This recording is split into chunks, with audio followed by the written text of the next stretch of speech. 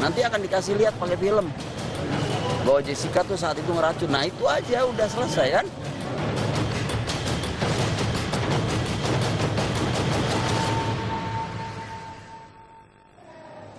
Jaksa penuntut umum menyatakan Jessica Kumala Wongso telah dengan sengaja dan dengan rencana terlebih dahulu merampas nyawa orang lain. Terdakwa Jessica langsung mengajukan eksepsi atau nota keberatan.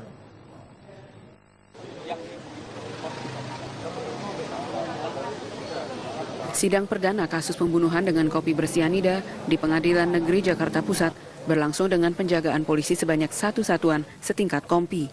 Sementara sekelompok orang berunjuk rasa menuntut hukuman seberat-beratnya atas terdakwa. Jaksa penuntut umum dalam dakwaannya mengatakan terdakwa Jessica Kumala Wongso dengan sengaja dan dengan rencana terlebih dahulu merampas nyawa orang lain. Kami akan bacakan bahwa terdakwa Jessica Kumala alias Jessica Kumala Wongso pada hari Rabu tanggal 6 Januari 2016 atau setidak-tidaknya pada suatu waktu tertentu dalam bulan Januari 2016 bertempat di restoran Oliver West Mall Ground Floor Grand Indonesia Kelurahan Kebon Kacang, Kecamatan Tanah Abang, Jakarta Pusat, atau setidaknya pada suatu tempat lain yang masih termasuk di dalam daerah hukum Pengadilan Negeri Jakarta Pusat, dengan sengaja dan dengan rencana terlebih dahulu merampas nyawa orang lain yang dilakukan dengan cara sebagai berikut. Motif pembunuhan tersebut menurut JPU karena Jessica sakit hati kepada Mirna yang meminta Jessica memutuskan hubungan dengan kekasihnya sehingga Jessica kemudian merencanakan pembunuhan tersebut. Jaksa penuntut umum mendakwa Jessica Kumala Wongso pasal 340 KUHP tentang pembunuhan berencana. Menanggapi dakwaan JPU, tim penasehat hukum Jessica mengajukan eksepsi. Mereka mengatakan dakwaan tidak jelas dan tidak lengkap. Misalnya JPU tidak bisa menguraikan urutan pembunuhan berencana dan tidak menjelaskan bagaimana Jessica menemukan racun sianida yang dituangkan dalam minuman milik Mirna. Bahwa setelah kami mempelajari dengan cermat, teliti, dan seksama dakwaan jaksa penuntut umum tersebut di atas dihubungkan dengan pasal 143 ayat 2 huruf B dan ayat 3 KUHP, maka kami tim penasihat hukum berpendapat dakwaan jaksa penuntut umum tersebut telah disusun secara tidak cermat, tidak jelas, dan tidak lengkap mengenai tindak pidana yang didakwakan, sehingga mengakibatkan dakwaan tersebut batal demi hukum sebagaimana kami uraikan di bawah ini. Sidang berikutnya mendengarkan tanggapan jaksa penuntut umum dijadwalkan Selasa pekan depan. Dari Jakarta, Kristi Dewi, Muhammad Aliansyah, TV One mengabarkan. Jadi ngelompat dia, terputus. Tidak ada fakta hukum yang terputus tentang peristiwa pidana itu. Jadi Jessica dituduh datang, kemudian duduk, tiba-tiba katanya memasukkan sianida. Tapi asal usul dari sianida ini, dari mana dan cara bagaimana dibeli atau tidak, itu tidak dijelaskan. Dengan tidak jelasnya uraian ini, maka menurut hukum, kalau ada uraian penuntut umum yang tidak jelas dan tidak lengkap, maka dakwaan itu dapat dinyatakan batal demi hukum. Selain minta dibatalkan dan poin lainnya? Oh, selain minta dibatalkan, tentunya kami meminta agar Jessica dilepaskan dari tahanan tentunya. Kemudian kita juga minta agar dipulihkan hak-hak dan martabat dipulihkan hak-hak martabat daripada Jessica tentunya. Nah, sementara itu Darmawan Salihin, ayah dari almarhumah Mirna, menyatakan tak masalah dengan eksepsi yang diajukan kuasa hukum Jessica terhadap dakwaan penuntut umum. Darmawan menyatakan pihaknya menunggu proses pembuktian di pengadilan. Soal keberatan yang diajukan oleh kuasa hukum, gimana Om tanggapannya tadi Om? Bagus, orang namanya juga kuasa hukum. Ada yang janggal nggak? Enggak. Itu bagaimana Om? Gini loh ya, kuasa hukumnya Jessica itu berhak sekali untuk melakukan itu. Biar nggak apa-apa.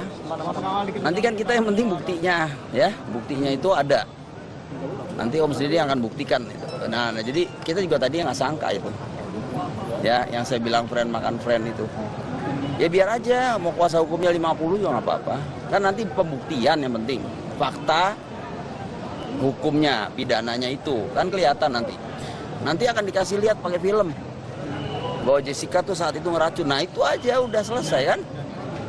Oke. Jadi kalau misalnya ada yang lain dia mau apa ya terserah gitu, nggak apa-apa, itu haknya dia. Ya, ini negara hukum. Ya, insya Allah semuanya nanti terungkap ya. Oke udah ya. Udah cukup ya. Pihak Kejaksaan Negeri menjemput Jessica di rutan Pondok Bambu pukul 8 pagi. Jessica masuk mobil tahanan dan menuju Pengadilan Negeri Jakarta Pusat. Jessica Kumala Wongso didakwa melakukan pembunuhan berencana terhadap Niwayan Mirna Salihin dengan mencampurkan sianida ke dalam kopi Mirna. Ditahan di rutan Pondok Bambu sejak 27 Mei 2016 lalu. Saat keluar pintu rutan, Jessica berusaha tetap tegar dan duduk seorang diri. Seorang polisi duduk berjaga di bilik antara ruang tahanan dan pintu mobil tahanan.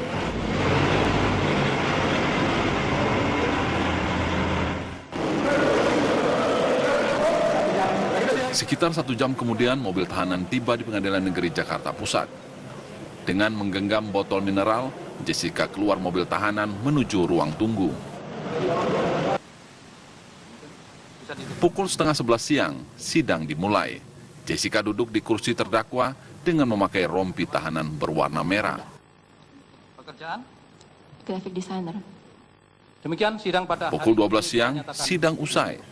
Jessica yang sejak pagi berusaha tegar, akhirnya tak kuat menahan emosi. Ia pun terisak meski tetap berusaha menebar senyuman. Sidang akan kembali digelar pada Selasa 21 Juni pekan depan. Dari Jakarta, Nikma Soliha, Indra Gali, TV One mengabarkan. Jessica berkeberatan tentang sejumlah hal, diantaranya tentang alasan sakit hati yang menurut dakwaan membuat Jessica pergi jauh-jauh dari Australia untuk membunuh Mirna di Jakarta. Korban Mirna mengetahui permasalahan dalam hubungan percintaan antar terdakwa dengan pacarnya, sehingga korban Mirna menasihati terdakwa agar putus saja dengan pacar yang suka kasar dan pemakaian narkoba, dengan menyatakan buat apa pacaran dengan orang yang tidak baik dan tidak modal. Ucapan korban Mirna tersebut ternyata membuat terdakwa marah serta sakit hati, sehingga terdakwa memutuskan komunikasi dengan korban Mirna. Bahwa setelah kemarahan terdakwa kepada korban Mirna tersebut, terdakwa pada akhirnya putus dengan pacarnya dan mengalami beberapa peristiwa hukum yang melibatkan pihak kepolisian Australia, sehingga membuat terdakwa semakin tersinggung dan sakit hati kepada korban Mirna. Sehingga untuk membalas sakit hatinya tersebut, terdakwa merencanakan untuk menghilangkan nyawa korban Mirna. Apakah masuk akal dengan hanya karena Mirna menasihati Jessica untuk putus dengan pacarnya, lantas Jessica sakit hati hingga membunuh Mirna? Ini merupakan alasan yang tidak dapat diterima akal sehat. Kemudian, Jessica dituduh melakukan pembunuhan berencana. Apakah mungkin Jessica sengaja khusus datang menggunakan pesawat terbang dari Sydney, Australia ke Jakarta untuk membunuh Mirna hanya karena sakit hati kepada Mirna? Pada hari Rabu tanggal 6 Januari 2016, terdakwa mulai mempersiapkan diri untuk mewujudkan rencananya dengan cara pada pukul 12.58 menit waktu Indonesia bagian Barat melalui grup WA, terdakwa mengatakan akan mentraktir korban Mirna, saksi Yani dan saksi Vera, serta memberitahukan kepada mereka jika terdakwa akan datang terlebih dahulu ke restoran Olivier untuk memesan tempat. Selanjutnya terjadi percakapan atau chatting di grup WA, di mana korban Mirna mengatakan tentang kesukaannya terhadap Vietnamese Ice Coffee atau VIC di restoran Olivier. Dari percakapan tersebut, terdakwa langsung berinisiatif untuk memesankan VIC untuk korban Mirna. Dan apakah dapat diterima akal sehat jika Jessica merencanakan suatu pembunuhan kepada Mirna di tempat yang terang benderang?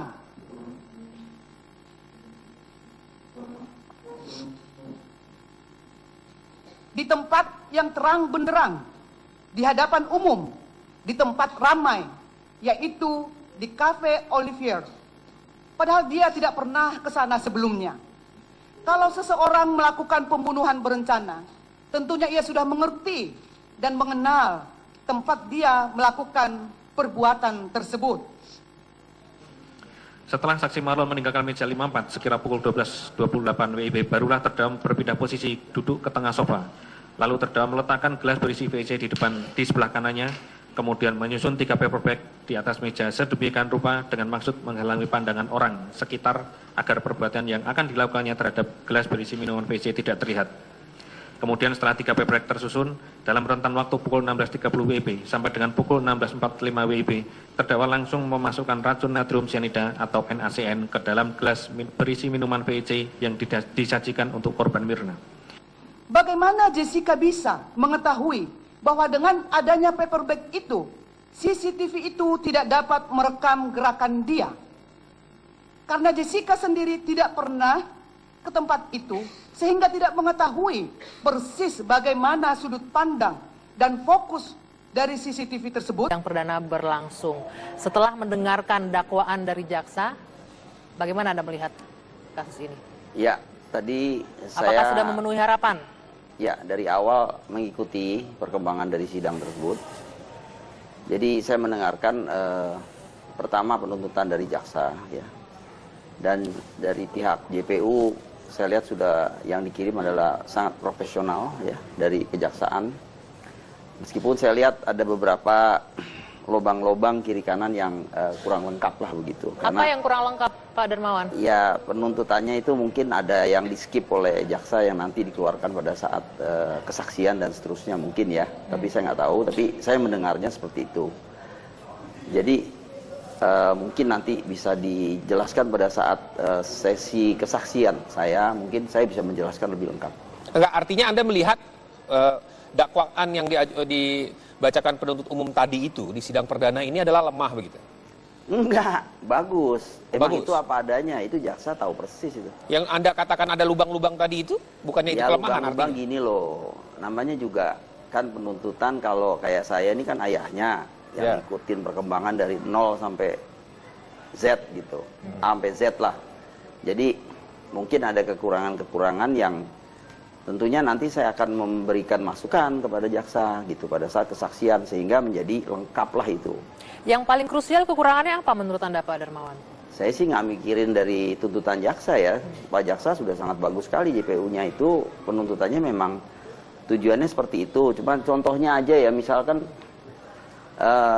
pada saat sidang tadi saya tidak melihat adanya yang kenapa Pak Yudi itu sampai bawa Bang Oto di sana. Mungkin karena dia udah nggak mau bicara kali, dia takut karena dia bohong banyak itu.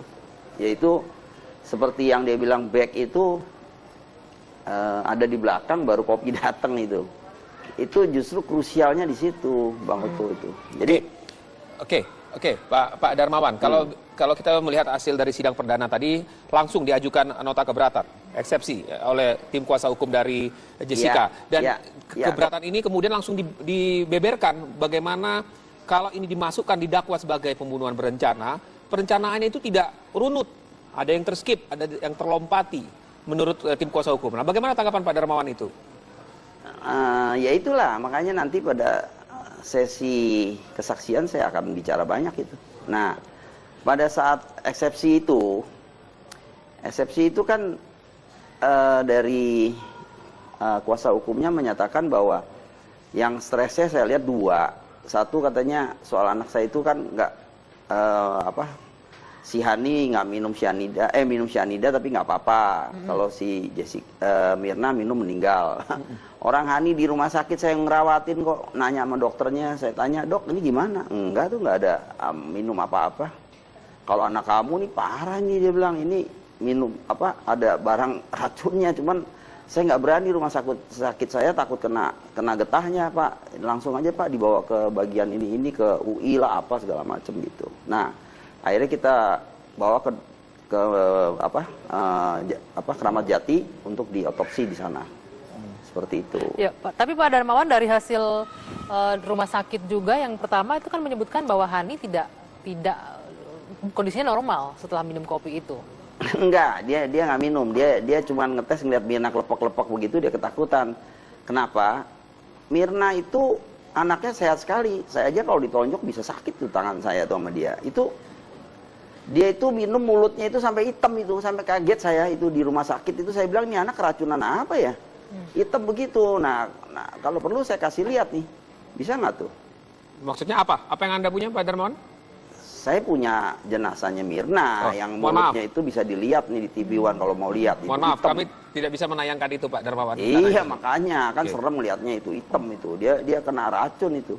Nah, satu lagi Pak Darmawan yang masuk dalam eksepsi pihak Jessica mengatakan motifnya tidak cukup kuat kalau hanya Mirna menasehati Jessica, terus kemudian Jessica membunuh Mirna. Iya, betul. Itu memang begini, mana ada orang ngeracun seperti Jessica, dia mau ngaku penyebab dari kematian itu, dia bunuh itu kenapa? Saya sendiri mau tahu dari dia. Saya mau nanya, kan saya sering ngomong sama Yudi kan? Kan Anggi juga dengar saya ngomong, Yud, tanya tuh kenapa si Jessica bunuh anak saya gitu loh. Katanya itu aja, nanti kita bisa diskusikan mengenai hukuman matinya atau seterusnya begitu. Nah, jadi jangan salah duga bahwa itu satu-satunya penyebab. Bukan, kita nggak tahu isi hatinya si Jessica itu. Tapi yang pasti kenyataannya kelihatan bahwa rumors dan rame itu di Australia udah seperti itu. Karena si Mirna itu sering mencegah Jessica dengan si Patrick itu. Supaya dia bener lah gitu. Mirna memang orangnya kepo lah, saya akui anak saya memang begitu mulutnya. Jadi mungkin dia kesinggung buktinya. Nah itu kaitannya dengan AFP. Nah, AFP punya mutual assistant itu, agreement itu menjelaskan bahwa sifatnya Jessica ini nggak boleh kesinggung sedikit pun. Kalau kesinggung dia main kata mau bunuh aja begitu. Nah itu buktinya nanti Christy itu mau datang sampai dari Australia kemari mau kasih tahu Jessica itu peringainya seperti apa gitu loh. Jadi maksud Anda Pak Darmawan dengan ada proses seperti itu, artinya Anda meyakini bahwa memang Jessica ini sakit hati terhadap Mirna sehingga melakukan perbuatan pembunuhan. Itu salah satu. Tapi yang benar-benar pasti itu ada di hatinya si Jessica. Apakah dia terus terang dengan Yudi itu dia punya om atau tidak kita nggak tahu. Tapi yang jelas ada sesuatu yang saya sendiri terus terang mau tanya sama Jessica, kenapa dia bunuh anak saya itu? Itu yang sejujurnya saya bicara. Itu yang nanti akan didapatkan jawabannya di sidang selanjutnya ya Pak Darmawan ya? Ya insya Allah dia akan terus terang dan seterusnya, jadi kita terlihat jelas. Kalau menurut saya orang seperti dia nggak akan ngaku. Ya kan saya udah katakan lie detektor kalau perlu juga lolos. Itu kan sebelum dilakukan lie detektor saya udah bilang. Kalau dari terdakwa saya tidak mengaku kemudian bukti-buktinya lemah, apa yang bisa meyakinkan hakim kalau begitu? Enggak, lihat aja nanti buktinya. Justru makanya eksepsi ini dilakukan di muka oleh kuasa hukum Jessica. Mengapa dia takut? Jalan dong ke pokok materi perkara, kan Yudi yang ngomong, Rizky denger. Udah diperiksa aja pokok perkaranya begitu, ya kan? Ya periksa. Nah di situ nanti kan ada sesi saya sebagai kesaksian saya. Nanti baru publik akan terbelalak. Apa yang membuat Anda sangat yakin sih Pak Darmawan kalau Jessica adalah pelaku pembunuh anak Anda? 1 miliar %. Bukan 1000 atau 100 lagi udah. Karena ini udah 4 bulan dari saya nggak begitu paham sampai udah jadi profesor ini kalau ngurusin orang, bunuh orang bagaimana caranya. Baik, kita lihat saja di sidang lanjutan berikutnya Pak Darmawan. Gitu. Jangan pagi-pagi udah ngajuin eksepsi, minta di stop dan seterusnya, itu aneh. Kalau menurut saya Pak Hakim juga nggak mungkin bisa tahu persis ini bener nggak sih. Justru pengacara melihat aneh dakwaannya Pak, makanya langsung mengajukan eksepsi secepatnya. Iya, itu kan dakwaan. Kan di sini saksi-saksi belum bicara, yang ngelihat sendiri. Saya kan lakukan investigasi seperti saya katakan. Baik Pak Darmawan. Bung Otto Hasibuan ini Ketua Tim Kuasa Hukum Jessica Kumala Wongso. Selamat malam Pak Otto. Selamat malam. Pak Otto, langsung saja dijawab. Tadi disebutkan pertanyaan pertama dari Pak Darmawan, kenapa sih buru-buru untuk eksepsi masih dini, terlalu dini, ketakutankah atau kenapa? Memang itu prosedur dalam hukum, ya kan? Kalau suatu daun jaksa itu tidak cermat, tidak jelas, tidak lengkap, maka penasihat hukum bisa mengajukan eksepsi. Tidak jelasnya, tidak cermatnya di mana? Saya sudah sampaikan dalam eksepsi itu. Pertama ya, di dalam suatu peristiwa pidana pembunuhan berencana, itu kan harus ada 3 tahap-tahapan. Pertama itu adalah tahap persiapan. Kedua tahap permulaan pelaksanaan. Ketiga itu adalah tahap eksekusi atau tahap pelaksanaannya. Nah, kalau udah berencana namanya, berarti intention to kill ya, niat untuk membunuh kan ada. Sehingga Jessica kalau dituduh di sini, berarti jaksa sudah harus bisa merumuskan bagaimana caranya dia membunuh Mirna. Terpenuhi nggak tahap pertama tadi dalam? Nah, nggak terpenuhi, ya kan? Pertama dia hanya menyebutkan bahwa ada niatnya, ada motif. Dia sebutkan motif. Motif disebutkan adalah hanya gara-gara dinasihati untuk putus pacar sehingga sakit hati. Ini kan juga sebenarnya sangat sumir sekali ya. Masa orang dinasihati langsung merencanakan pembunuhan. Tapi tadi orang tua Mirna mengatakan memang perangai dari Jessica ini memang mudah, sensitif dari hasil pemeriksaan, sensitif dan dia mudah tersinggung. Kalau latar belakang tentang pribadi orang tidak bisa dikaitkan dengan adanya fakta pembunuhan. Orang baik belum tentu tidak membunuh, orang jahat belum tentu juga membunuh. Bisa menjadi pemicu nggak, jadi trigger gitu dengan latar belakangnya itu? Bisa jadi seperti itu pendapat para ahli melihatnya dengan... Itulah opini yang dicoba diterapkan kepada Jessica. Kalau buktinya cukup, saya kira opini tidak perlu terbentuk. Cukup saja buktikan ada saksi yang melihat, ada saksi yang membawa cyanida, ada saksi yang memasukkan racun. That's it, kan? Nah, masalahnya kan 3 hal yang karena itu tidak ada gitu loh kan? Karena mungkin karena pelaku, Pak ya, kita katakan terdakwa memang sudah mempersiapkan karena ini dakwaannya adalah berencana. Artinya sudah direncanakan sedemikian rupa agar memang tidak ketahuan. Jadi memang sulit tadi yang mengatakan Bapak mengatakan ada cyanida, ada itu memang jadi sulit. Gitu. Loh, justru itulah kalau sulit atau tidaknya kan beban pembuktian itu ada pada jaksa. Burden proof itu ada pada jaksa. Kalau dia tidak yakin dan merasa sulit, ya jangan jalankan perkara ini. Karena kita tidak boleh menjadikan seseorang menjadi kelinci percobaan. Jadi nggak boleh hanya kita ragu, ada keraguan dalam hati, ada dugaan-dugaan saja, kita menuduh orang melakukan pembunuhan, nggak boleh. Itu terlarang dalam hukum. Jadi seseorang bisa dihukum itu harus berdasarkan 2 alat bukti yang sah, hakim yakin atas perbuatan itu. Jadi jelas di sini, coba bayangkan. Bagaimana mungkin kita bisa terima dengan akal sehat? Jessica dituduh melakukan pembunuhan berencana di satu tempat yang Jessica sendiri tidak pernah tahu. Jessica itu nggak pernah loh ke tempat Cafe Oliver itu sebelumnya. Tiba-tiba dituduh merencanakan pembunuhan di sana. Ya kan itu ramai tempatnya. Bagaimana dengan jawaban atau pertanyaan publik yang mengatakan mengapa ia menaruh bag, mengapa ia melihat CCTV, mengapa dia harus datang order? Itu kan rangkaian yang memperkuat akhirnya tuduhan kepada terdakwa. Sebenarnya berpikirnya tidak begitu. Apakah mungkin orang melakukan pembunuhan sudah tahu ada CCTV masih mau melakukan pembunuhan? Hanya orang bodoh yang melakukan itu. Balik lagi, Pak Oto. Ada CCTV kan? Balik lagi karena masa dia paksa-paksa cari tempat lain dong? Enggak, Pak Oto, karena pembunuhan berencana itu makanya sudah disiapkan di mana CCTV, bukannya karena tidak tahu, karena direncanakan mungkin. Dia tidak pernah ke tempat itu sebelumnya. Kalau orang merencanakan pembunuhan, dia cek dulu dong tempat itu sebelumnya kan? Baru dia putuskan, oke, dia ajak Mirna ke tempat itu. Faktanya, datang ke tempat itu yang memilih tempat itu bukan Jessica. Tawaran itu diberikan oleh mereka, Mirna. Bahwa dibilang itu di VIC itu kopinya enak. Ya, kemudian Jessica mencoba dilihat di Google, dia bilang, oh ternyata oke, ya udah kita di situ aja. Jadi pilihan tempat itu bukan ditentukan oleh Jessica. Nah, kalau orang melakukan pembunuhan berencana, pasti dia lihat dulu tempat itu. Oh, tempat ini sepi, aman, tidak ada CCTV. Kalau saya lakukan pembunuhan di sana, ini akan aman. Tapi nyatanya, ada CCTV katanya, masih dia bawa paper bag. That's impossible. Baik, Pak Oto. Kami sudah mewawancarai Jessica setelah pasca tewasnya Mirna. Kemudian kami juga sudah melihat dari rekaman CCTV yang dimiliki. Dari situ ada cerita yang berbeda oleh yang Mirna ceritakan kepada kami dan CCTV yang kami Jessica yang ceritakan dan kemudian CCTV yaitu soal bag itu yang ditaruh. Ya.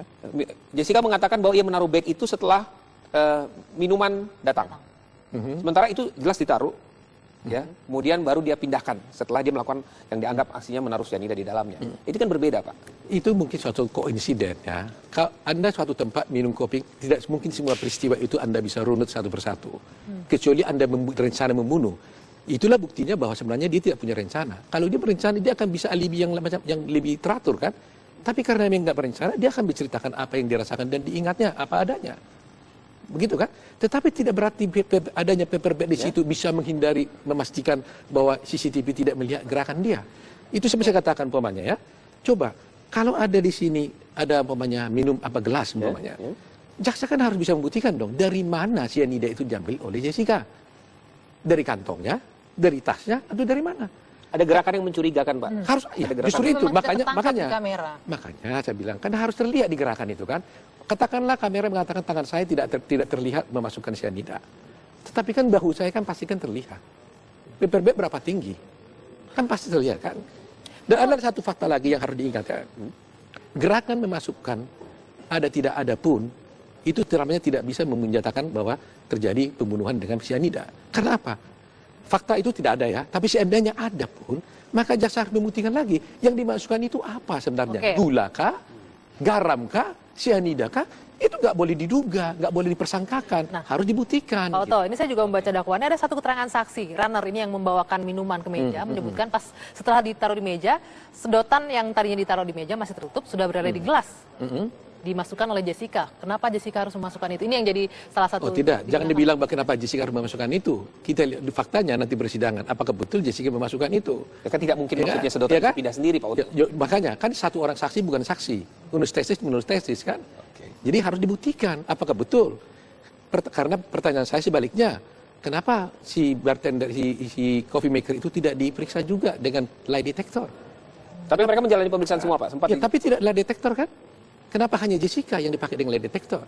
Kenapa harus fokusnya kepada Jessica?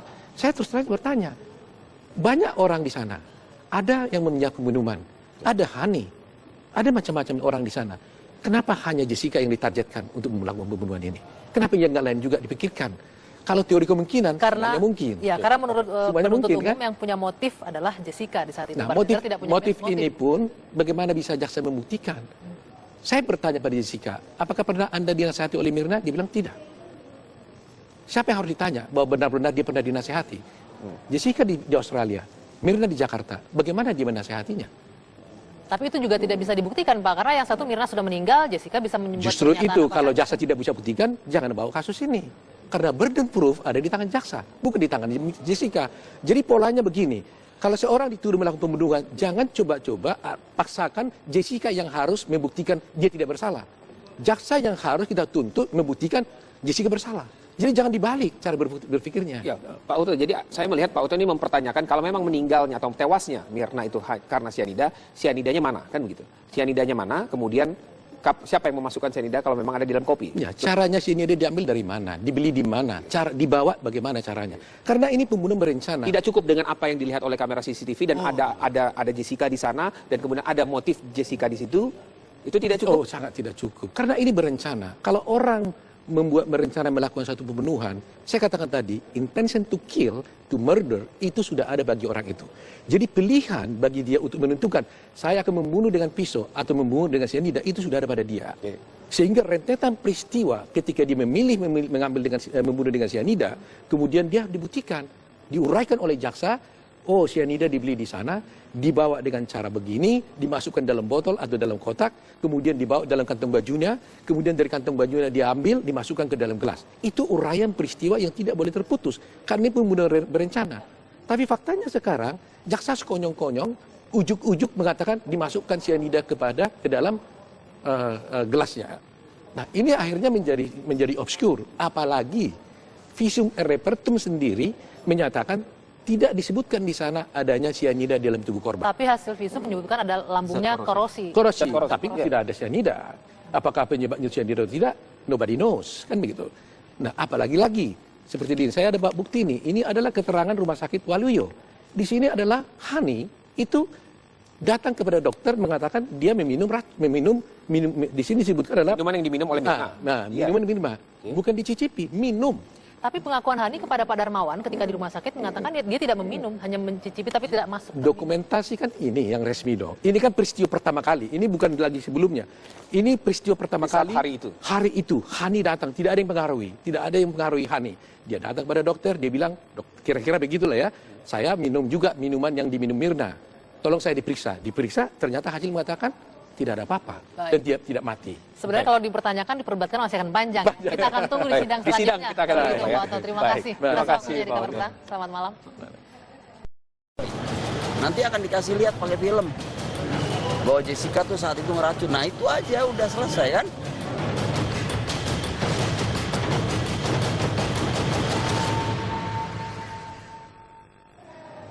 Jaksa penuntut umum menyatakan Jessica Kumala Wongso telah dengan sengaja dan dengan rencana terlebih dahulu merampas nyawa orang lain. Terdakwa Jessica langsung mengajukan eksepsi atau nota keberatan.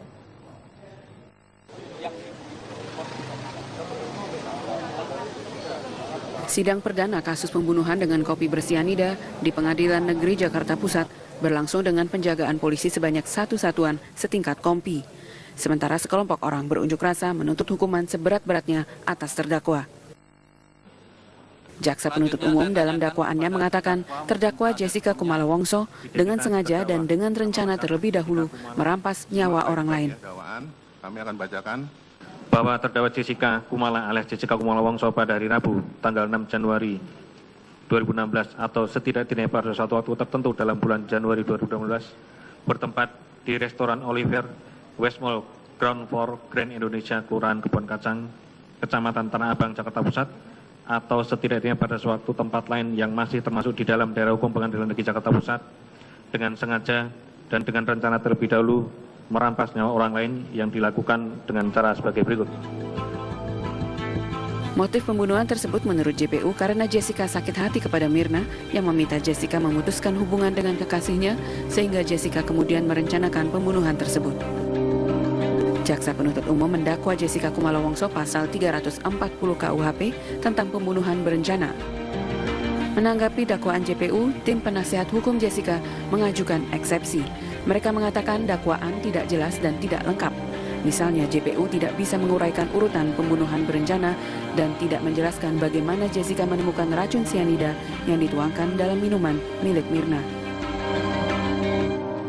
Bahwa setelah kami mempelajari dengan cermat, teliti, dan seksama dakwaan jaksa penuntut umum tersebut di atas dihubungkan dengan pasal 143 ayat 2 huruf B dan ayat 3 KUHP, maka kami tim penasihat hukum berpendapat dakwaan jaksa penuntut umum tersebut telah disusun secara tidak cermat, tidak jelas, dan tidak lengkap mengenai tindak pidana yang didakwakan, sehingga mengakibatkan dakwaan tersebut batal demi hukum sebagaimana kami uraikan di bawah ini. Sidang berikutnya mendengarkan tanggapan jaksa penuntut umum dijadwalkan Selasa pekan depan.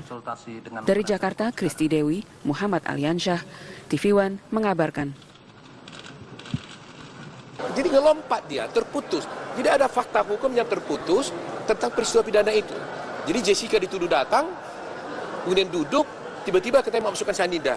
Tapi asal-usul dari cyanida ini, dari mana dan cara bagaimana dibeli atau tidak, itu tidak dijelaskan.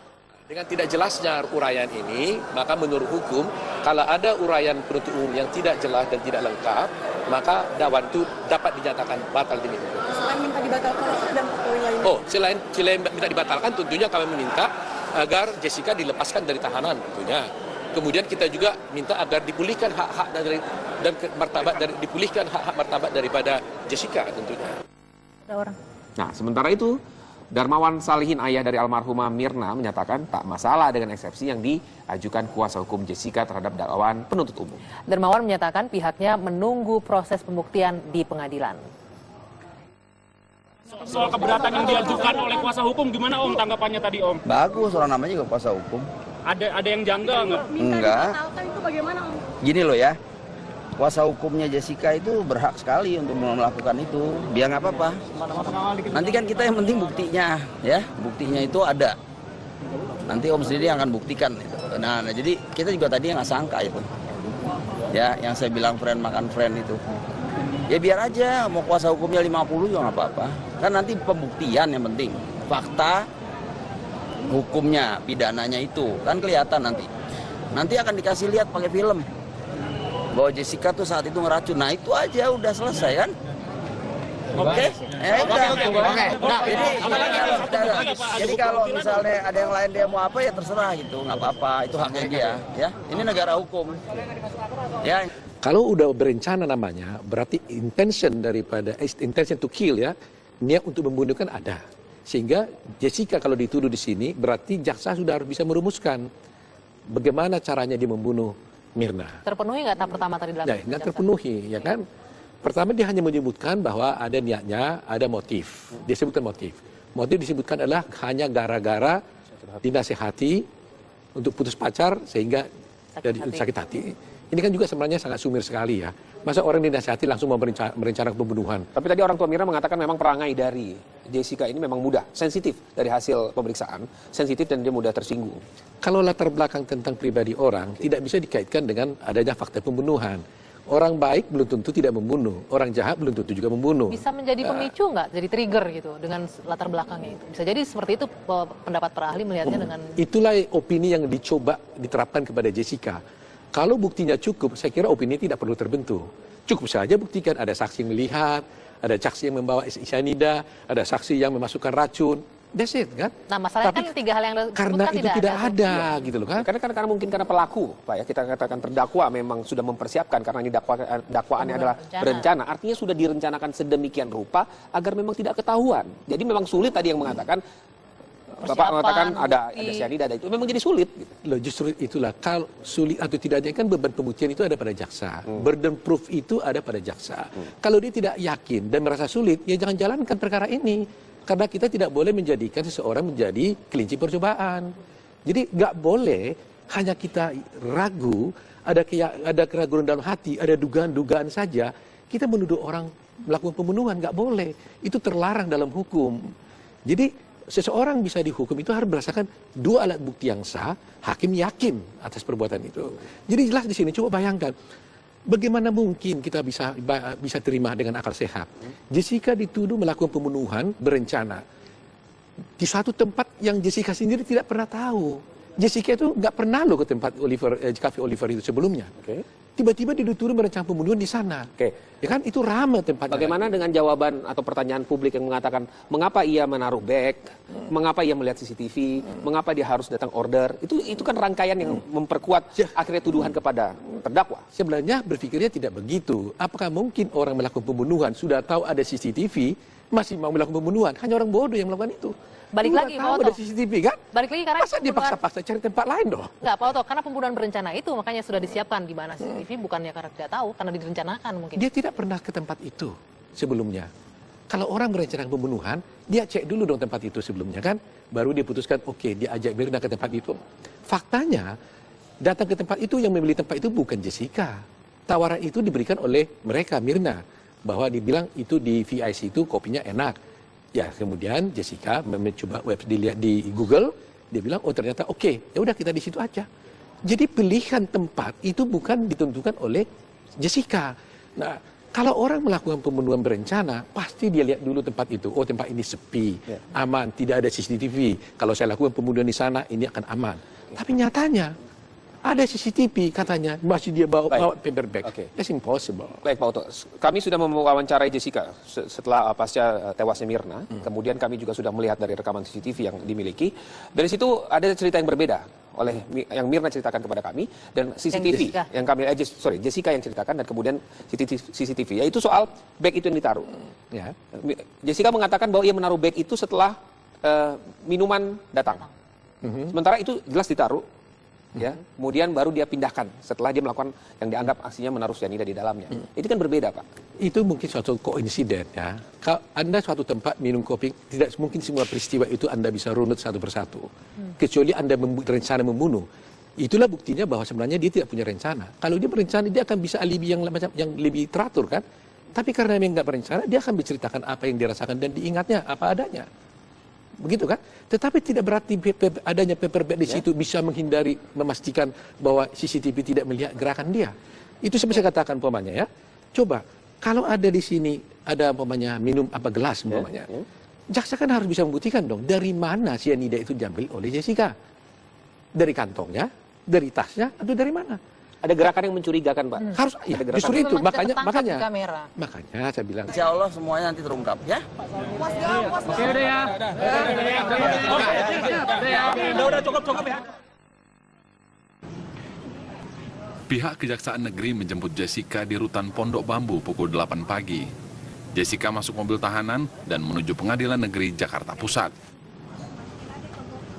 Jessica Kumala Wongso didakwa melakukan pembunuhan berencana terhadap Niwayan Mirna Salihin dengan mencampurkan cyanida ke dalam kopi Mirna. Ditahan di rutan Pondok Bambu sejak 27 Mei 2016 lalu. Saat keluar pintu rutan, Jessica berusaha tetap tegar dan duduk seorang diri. Seorang polisi duduk berjaga di bilik antara ruang tahanan dan pintu mobil tahanan.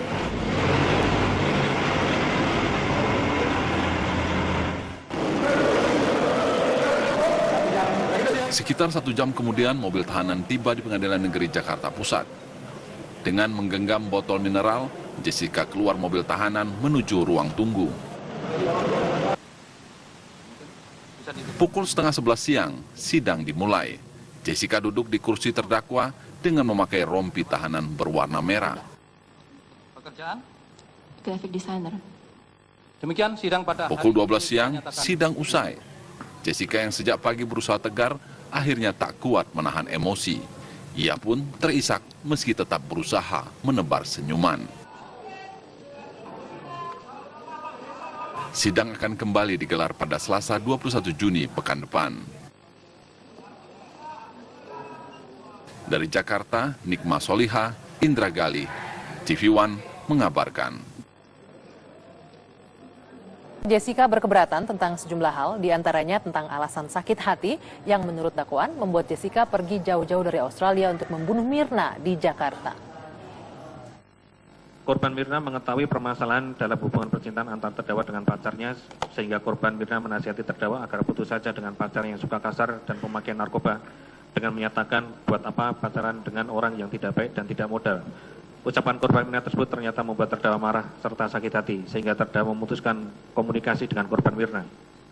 Bahwa setelah kemarahan terdakwa kepada korban Mirna tersebut, terdakwa pada akhirnya putus dengan pacarnya dan mengalami beberapa peristiwa hukum yang melibatkan pihak kepolisian Australia, sehingga membuat terdakwa semakin tersinggung dan sakit hati kepada korban Mirna. Sehingga untuk membalas sakit hatinya tersebut, terdakwa merencanakan untuk menghilangkan nyawa korban Mirna. Apakah masuk akal dengan hanya karena Mirna menasihati Jessica untuk putus dengan pacarnya, lantas Jessica sakit hati hingga membunuh Mirna? Ini merupakan alasan yang tidak dapat diterima akal sehat. Kemudian, Jessica dituduh melakukan pembunuhan berencana.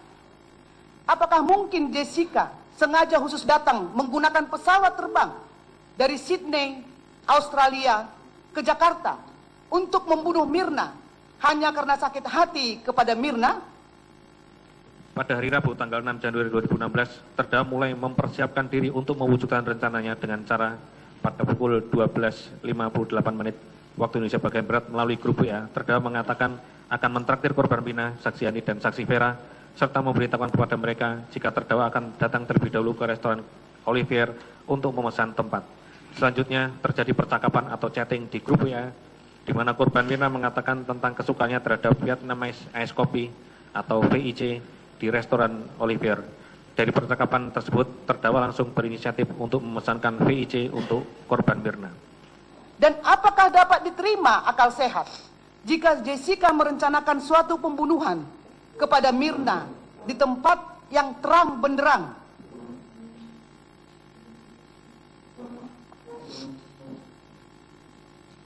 Di tempat yang terang benderang, di hadapan umum, di tempat ramai, yaitu di Cafe Olivier.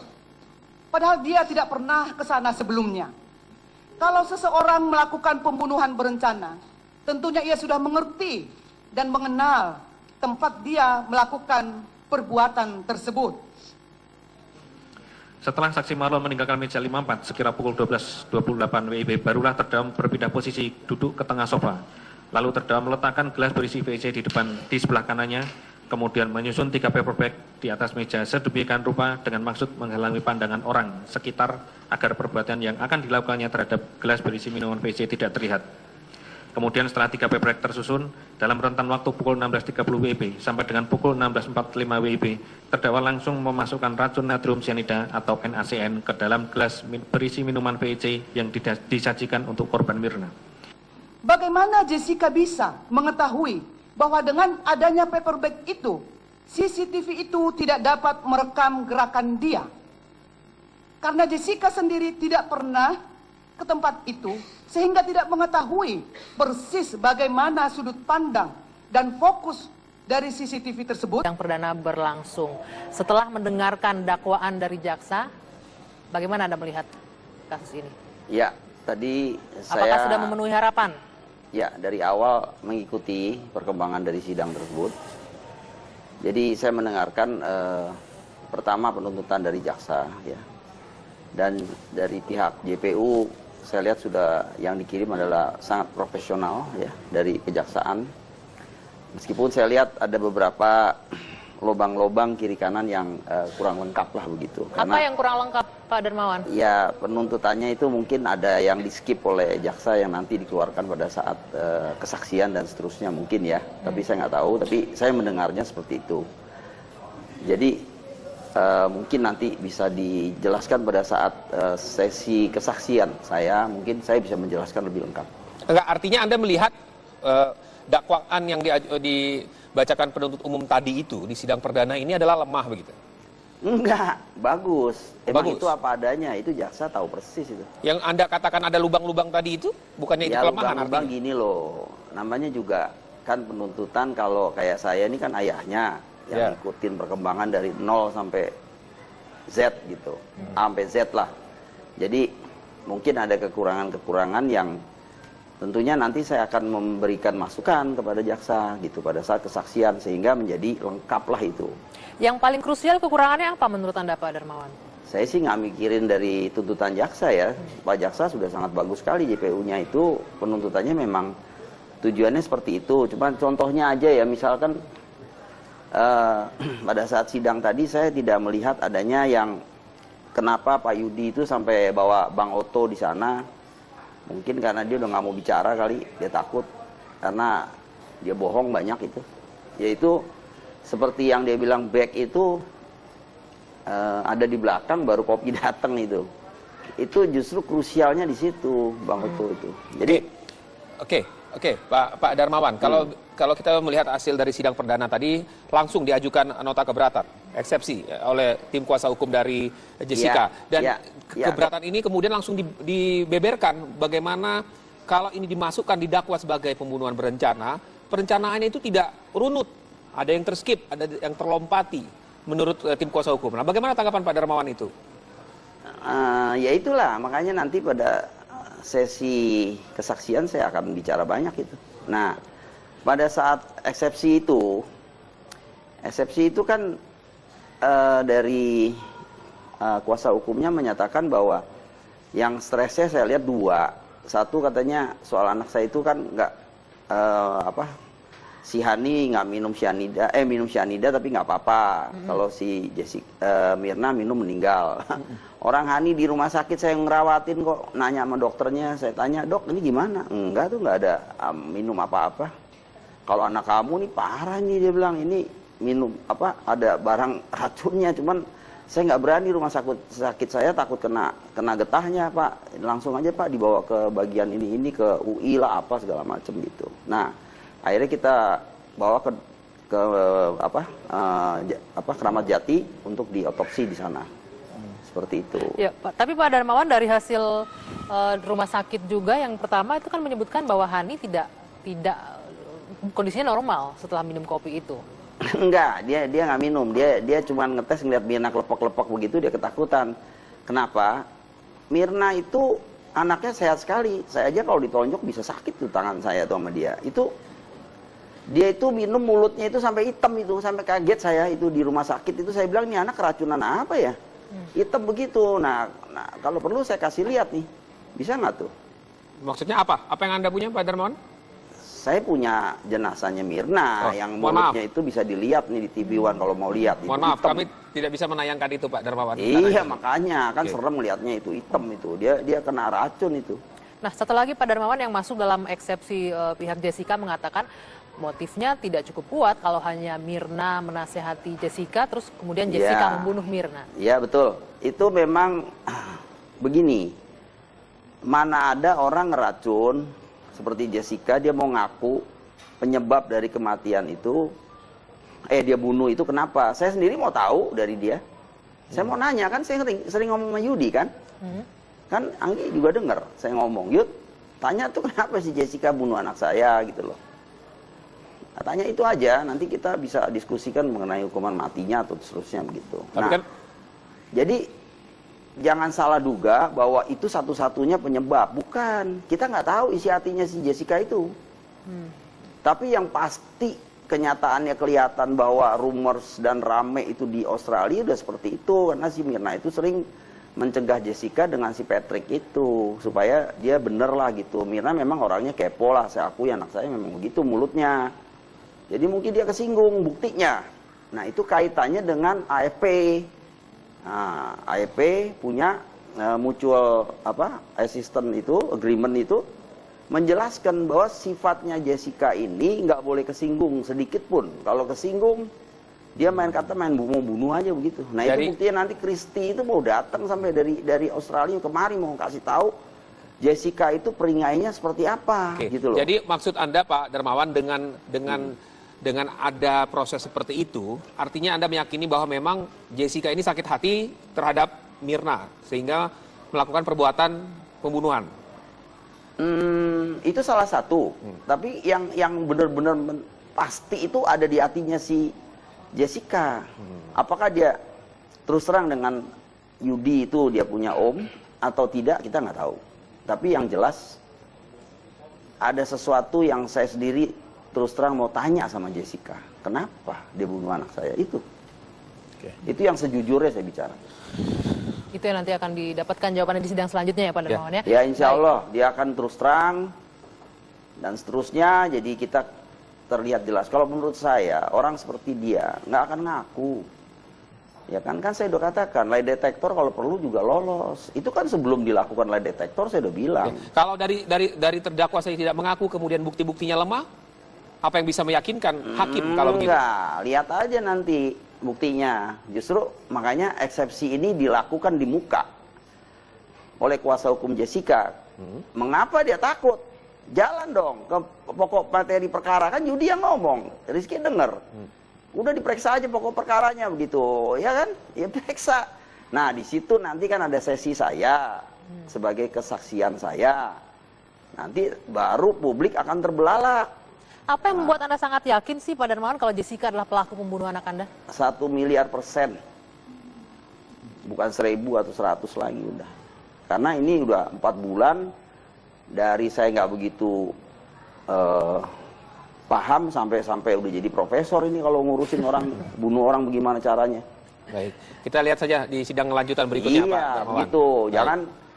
Jangan pagi-pagi udah ngajuin eksepsi, minta di stop dan seterusnya, itu aneh. Kalau menurut saya Pak Hakim juga nggak mungkin bisa tahu persis ini bener nggak sih. Justru pengacara melihat aneh dakwaannya Pak, makanya langsung mengajukan eksepsi secepatnya. Itu kan dakwaan. Kan di sini saksi-saksi belum bicara, yang lihat sendiri. Saya kan melakukan investigasi seperti saya katakan. Baik Pak Darmawan. Bung Otto Hasibuan ini Ketua Tim Kuasa Hukum Jessica Kumala Wongso. Selamat malam Pak Otto. Selamat malam. Pak Otto, langsung saja dijawab. Tadi disebutkan pertanyaan pertama dari Pak Darmawan, kenapa sih buru-buru untuk eksepsi masih dini, terlalu dini, ketakutankah atau kenapa? Memang itu prosedur dalam hukum, ya kan? Kalau suatu daun jaksa itu tidak cermat, tidak jelas, tidak lengkap, maka penasihat hukum bisa mengajukan eksepsi. Tidak jelasnya, tidak cermatnya di mana?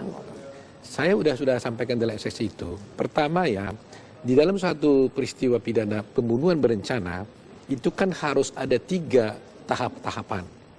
Pertama itu adalah tahap persiapan. Kedua, tahap permulaan pelaksanaan. Ketiga, itu adalah tahap eksekusi, atau tahap pelaksanaannya. Nah,